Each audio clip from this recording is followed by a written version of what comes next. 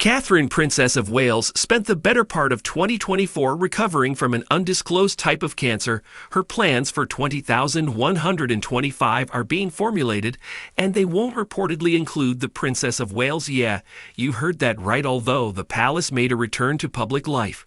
Very clear the decision won't be exactly what the public wanted. In December 2023, the princess was basking in the success of her annual Carols concert, a cherished tradition, where she defied show's norms by collaborating with both children and animals. Little did she know that within weeks she would be thrust into a brutal year that would push the royal family to its very limits, teetering on the edge of crisis as 2024 dawned. It brimmed with promise and hopeful imagery, but harsh reality soon struck, shattering those illusions. The Wales' work slate was wiped clean. A reported possible tour of Italy was, of course, scratch any other, such as maybe accompanying Prince William to Cape Town for his Earth Shop Prize Award, was also scrapped. It was all the way back around the time in 2023 that the princess last traveled overseas with her husband, and we don't even have a single pic of that occasion to show for it. Somehow the Wales and their children managed to stealthily sneak off for a snowy getaway in the French Alps resort of Maribel. Currently, there are no plans yet for any full-scale foreign royal tour for them to make together, but according to royal editor Rebecca English, William will undertake a handful of solo foreign visits in the coming months, another sign of Catherine's progress. Speaking about the princess's health journey, it is a great reminder to us all. It's a great reminder to us all that a process of recovery can come in fits and starts, and also that there will be events she can make and events that she can't, and that for anyone going through that kind of treatment, there'll be events that they may have to miss. Certainly for someone like the Princess of Wales with 3 young children, there'll be events she won't be able to make in short term, but we hope to see long-term returns to public duty. In January last year, Catherine was hospitalized for planned abdominal surgery, and then she essentially disappeared off the face of the earth, sparking one of the most surreal and bizarre chapters in modern royal history.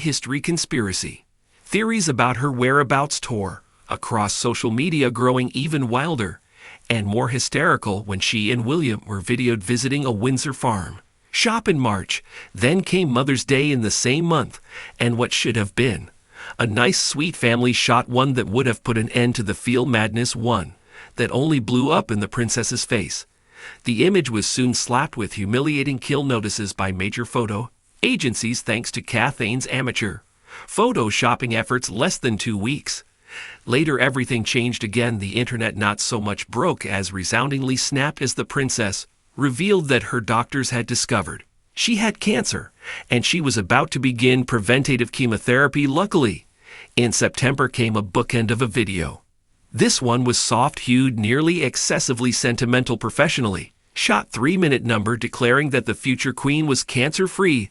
The story is far from over. Earlier this year, a Buckingham Palace insider told, "My understanding is that people are going to have to get used to seeing a lot less of Catherine. The priority for her now is going to be the family and the children. Like lots of people who have a brush with mortality, she's going to prioritize the things that matter to her from now on. In her case, that means her kids." Are you ready for quite the serving of irony here? Consider the parallel between the Wales and their individual plans for the year, and what has been going on with those who must not be named in California, while our working royals are bringing joy to the people on Christmas Day. Meghan's out there running on the beach. Honestly, it's a bit much. What gets me is how Meghan tried to paint the picture of being so restricted when she was part of the royal family. And as for the whole blending in narrative, anyone who knows the royal family knows the late Queen Elizabeth was famous for her bright colors. She wore them so people could see her in a crowd, to be visible for the people that came out to see her. But somehow the Duchess twisted